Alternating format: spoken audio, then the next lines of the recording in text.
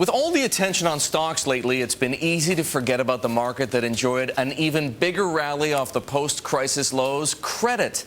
But since the end of April, that rally has been petering out, and investors are demanding more to take on credit risk.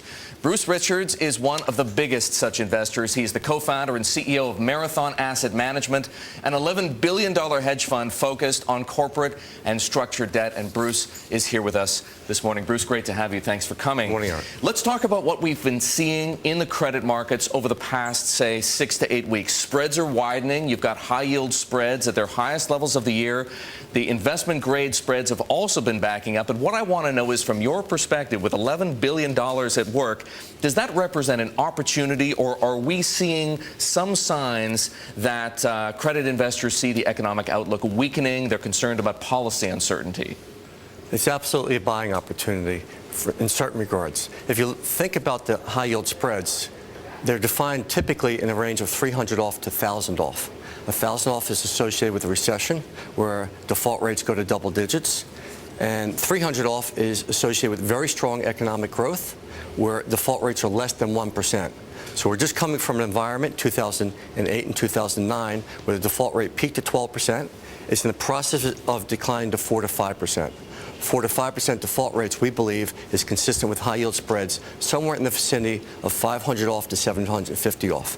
So when we had tightened all the way to 500 off, we were getting a little bit ahead of ourselves, given the economy isn't quite as strong, as you point out, as we envisioned coming into the year.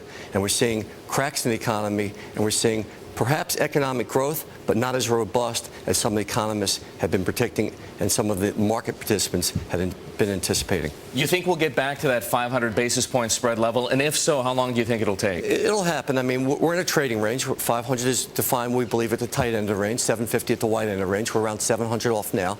We think the market has value with high-yield spreads that equate to a yield of around 9.25%, and that's on a absolute basis. With a default adjusted basis, 4% default rates, 50% recovery rates, you're talking about an absolute return of around 7.5%. We think that's about right for the high yield market in today's marketplace. Bruce, we're talking about the U.S. high yield market. You guys invest in global credit. If you look around the world right now, you call what's going on in U.S. high yield attractive, but how attractive is it relative to other opportunities? Where else do you see value? Well, there's certainly value across the globe, and you have to be very, very selective where you invest in credit.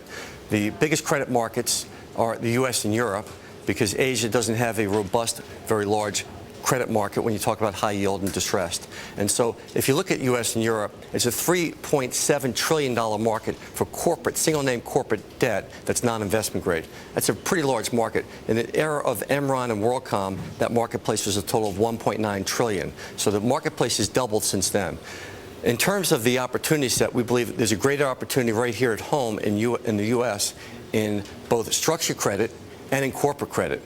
And so although we invest around the globe, the predominant portion of our capital today is dedicated to opportunities here in the U.S. Okay, very briefly, with 30 seconds before we take a quick commercial break, then we're coming back. Where do you see warning signs? What credit markets say to you, don't even go near that?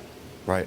So there are cracks in the municipal bond market. There are cracks in the European market. The bank lending markets in Europe are very, very weak relative to the U.S. And so there are signs around the globe in various markets and reason for concern.